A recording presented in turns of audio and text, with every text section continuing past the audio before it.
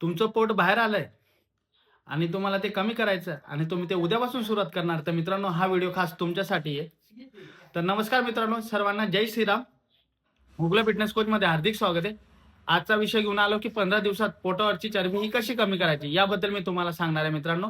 तर चॅनलला follow, subscribe करायला विसरू नका, कारण की या चॅनलवर तुम्हाला फिटनेसच्या बाबतीतील नवीन-नवीन टिप्स ह्या दररोज तुम्हाला भेटतील.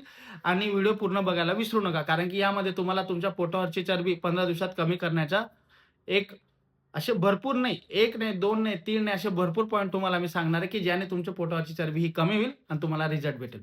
तर मित्रांनो सत्य सांगतो, 15 दिवसात कुठल्याही प्रकारची पोटावरची चरबी कमी होत नाही. पण एक तुम्हाला सांगणं आहे, की तुमचा फॅट बर्न व्हायला, वेट लॉस व्हायला सुरुवात होत असते. तुमची पोटावरची सूज ही कमी व्हायला सुरुवात होत असते आणि तुमचं शरीर पूर्णतः टाईट होतला सुरुवात होत असते.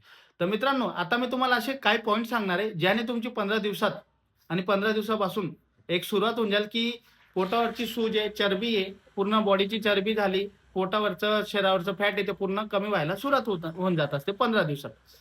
तर पहिला पॉइंट आहे मित्रांनो, तुम्ही डाएट करता. डाएटमध्ये भरपूर अशा काही गोष्टी खात असतात, पण तरी तुम्हाला रिझल्ट भेटत नाही. तर याबद्दल मी तुम्हाला सांगणार आहे, की डाएटसोबत तुम्हाला काय गोष्टी खाणं बंद करणं आहे, की ज्याने तुम्हाला लवकर रिझल्ट भेटेल. सर्वात पहिले तुम्हाला बेकरी प्रॉडक्ट झालं, जंक फूड झालं म्हणजे चायनीज वगैरे, पावभाजी ह्या गोष्टी आल्या, कोल्ड ड्रिंक्स आलं, शुगर आलं, या गोष्टी तुम्हाला बंद करायच्या. का मित्रांनो? कारण की याच्याने तुमची कॅलरी ही शरीरामध्ये जास्त प्रमाणात जात असते.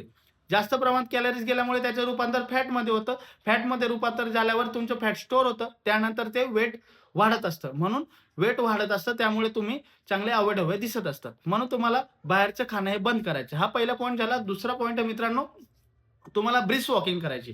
ब्रिस्क वॉकिंग म्हणजे काय असतं, की आपण जे रेग्युलर चालतो ना, त्यापेक्षा थोडं वेगाने चालणं, त्याला म्हणतात ब्रिस्क वॉकिंग. ब्रिस्क वॉकिंग केल्याने मित्रांनो फॅट बर्न हे व्हायला 100% होत अ, व्हायला रेडी होऊन जात असतं. म्हणजे पूर्णतः तुम्हाला रिझल्ट हा भेटायला लागत असतो. म्हणून ब्रिस्क वॉकिंग करणं खूप गरजेचं आहे. दररोज 30 मिनिटं चालणं खूप गरजेचं आहे. हा दुसरा पॉइंट झाला मित्रांनो.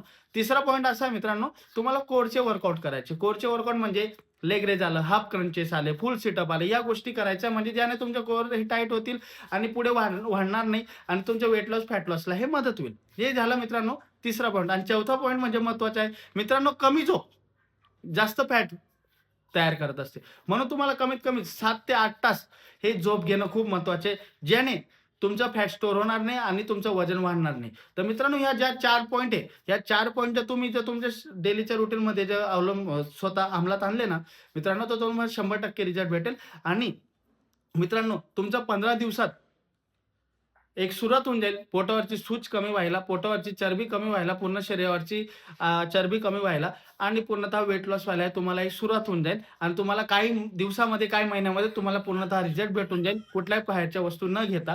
तर मित्रांनो, हा व्हिडिओ असा होता, की या 4 पॉइंट तुम्हाला तुमच्या अंमलात आणायचे आणि तुम्हाला 100% रिझल्ट भेटेल. तर मित्रांनो, असा आजचा आपला व्हिडिओ होता. आपल्या चॅनलला फॉलो, सबस्क्राईब करायला विसरू नका. जय श्रीराम.